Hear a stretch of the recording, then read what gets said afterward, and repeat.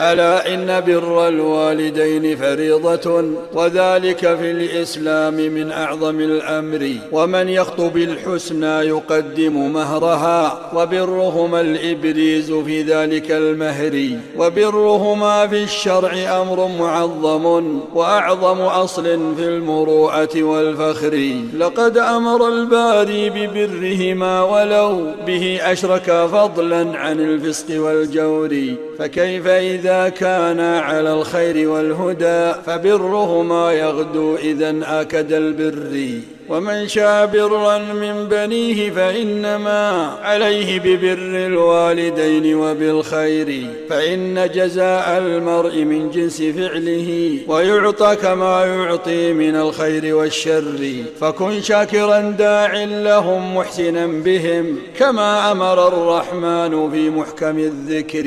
وفيهم فجاهد مثل ما جاهداهما، لأجلك كي تحيا سعيدا مدى العمر. عذرا على التقصير مني يا أبي وأمي، فإني نادم فاقبلوا عذري. أثابكم المولى بأكرم رحمة،